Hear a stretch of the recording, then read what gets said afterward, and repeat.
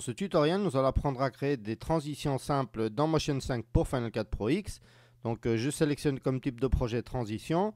Ensuite, pour les réglages, vous pouvez faire un petit peu ce que vous voulez, hein, comme on a vu jusqu'à présent.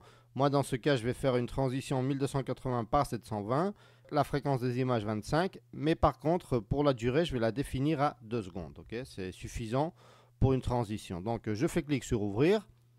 Vous allez tout de suite voir que les projets de type transition sont assez spéciaux. Je vais faire majuscule Z pour zoomer ici dans le canvas. Donc nous avons tout de suite un groupe et nous avons deux éléments différents qui sont tout simplement des zones de dépôt. Donc nous avons la transition A et ensuite la transition B. Comme vous pouvez voir, ces deux calques occupent exactement la moitié du projet chacun. Okay, donc le fonctionnement est très simple. La transition A va tout simplement être le clip sortant dans Final Cut Pro X et la transition B, le clip entrant.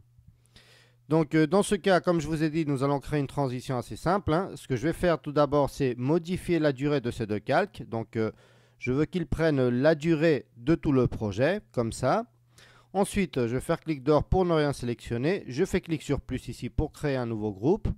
Donc nous avons déjà ce nouveau groupe, hein. Pour l'instant, je crois que je vais faire commande 7 pour masquer la timeline. Donc comme ça, hein, je vais aussi augmenter un petit peu la taille ici. Ça va m'aider quand même un petit peu mieux à travailler comme ça. Donc maintenant, je vais prendre l'outil de rectangle. Je vais tracer tout simplement un rectangle. Donc je vais le faire comme ça. Hop, voilà notre rectangle, hein. Je vais passer dans le mode afficher les zones de présentation totale. Je vais modifier un petit peu ce rectangle, hein. Je vais essayer de lui donner une taille plus ou moins exacte. Donc je passe dans l'outil de sélection, hein. Je peux faire un petit peu comme je veux. Pas vraiment de problème dans ce cas. Voilà, comme ça. Je vais le centrer un petit peu. J'ai encore découpé. Bon, il ne faut pas non plus être hyper précis, mais il est convenable quand même d'essayer un petit peu de bien cadrer ce rectangle avec la transition A et la transition B. Donc une fois qu'on a fait ça, nous allons faire clic sur ce bouton pour créer un système de réplication. Voilà. Maintenant, nous venons à l'inspecteur. Nous allons modifier ce réplicateur. Déjà, la forme, ça va être tout simplement une ligne. Donc comme ça. Ce que nous allons faire, c'est éloigner le point d'arrivée, c'est-à-dire ce point-là. Donc je vais le faire directement de manière numérique ici, hein, jusqu'à la fin à peu près. Donc je ne sais pas, plus ou moins jusqu'ici.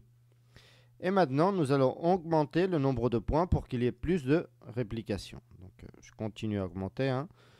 Par exemple, on va le laisser comme ça, mais ce que je vais faire, c'est éloigner un petit peu plus les points. Donc de manière à ce que le rectangle arrive à cadrer parfaitement. Donc comme ça par exemple.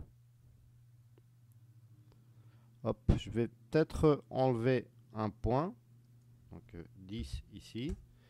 Et ce que je vais faire par contre, c'est modifier encore la position des deux points finales. Donc je vais les approcher comme ça.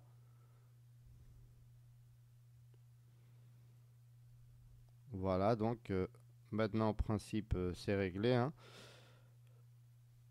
Je pourrais même déplacer un petit peu ce réplicateur, donc comme ça. Voilà, donc on peut le laisser comme ça.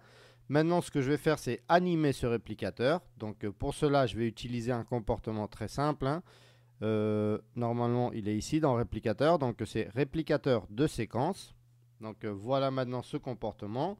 Donc il faut tout de suite ajouter un paramètre, ou disons les paramètres sur lesquels on veut agir. Dans ce cas, ça va être la position tout simplement. Donc voilà, hein, on va modifier donc la position finale. Je vais me placer un petit peu vers l'avant comme ça. D'ailleurs un petit peu plus, hein, par exemple jusqu'ici, jusqu'à l'image 15. Et je vais commencer à modifier la position en Y. Vous allez voir tout de suite que nous avons ici des rectangles qui se déplacent vers le haut. Donc je vais élever cette position jusqu'ici, c'est-à-dire jusqu'à ce qu'on ait fait que le rectangle dépasse vraiment les limites du projet. Donc on commencerait déjà à voir, disons, la transition B. Vous allez voir ça une fois qu'on aura rajouté ce réplicateur comme masque. Donc voilà, hein, maintenant si je continue à avancer, vous voyez que ça marche très très bien. Donc voilà, hein, on pourrait peut-être augmenter un petit peu l'étalement si vous voulez tester, je ne sais pas, jusqu'à 20 même. Donc voilà, l'effet complètement différent. Je vais peut-être repousser un petit peu l'étalement, mais pas autant, hein, peut-être 5. Voilà, comme ça, ou même moins, hein, je dirais. Mettons 2,4 par exemple. Voilà, je pense que comme ça, il passe mieux l'effet. Donc maintenant que nous avons fait ça, je sélectionne ici ma transition A. Je vais faire clic avec le bouton droit et je vais sélectionner ajouter un masque d'image. Donc maintenant, en source du masque, je vais tout simplement déplacer le groupe 1, c'est-à-dire le groupe où j'ai fait le réplicateur.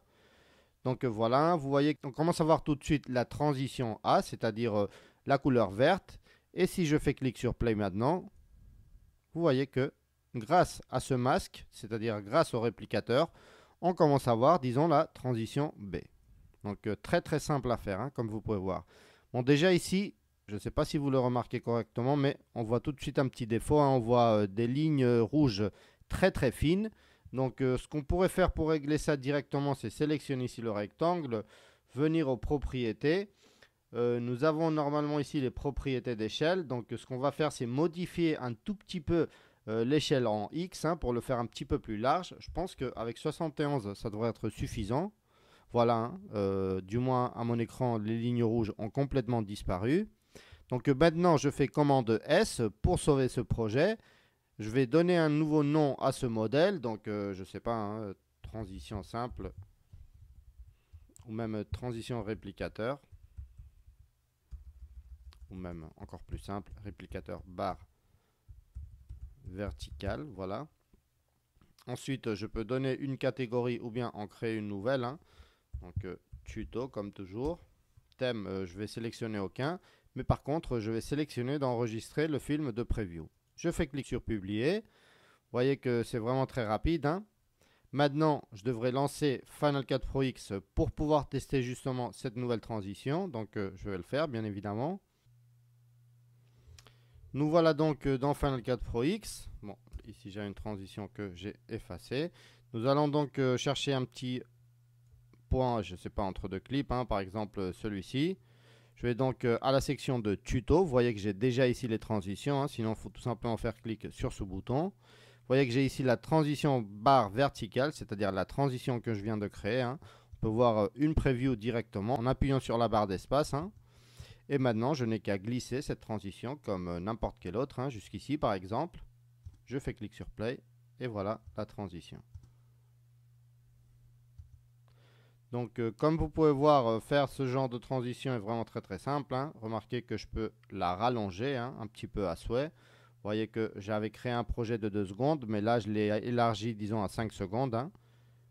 Elle fonctionne toujours aussi bien puisque ce qu'on fait, c'est utiliser le moteur de rendu de Motion 5. Donc normalement, il n'y a vraiment aucun problème.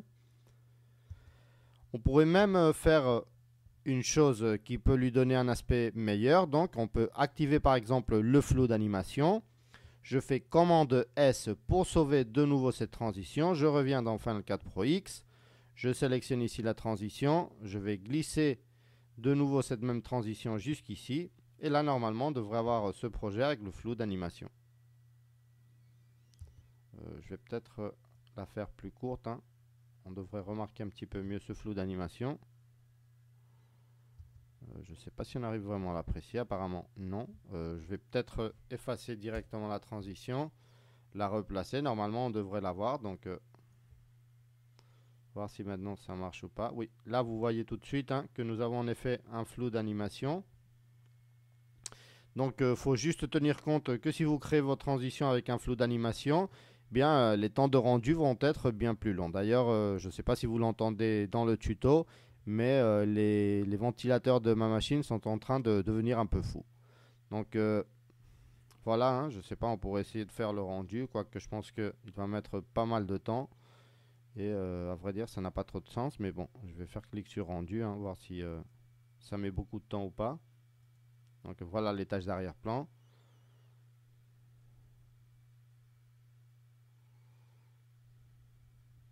Bon bref, vous voyez que ça va mettre beaucoup de temps, donc je vais la désactiver.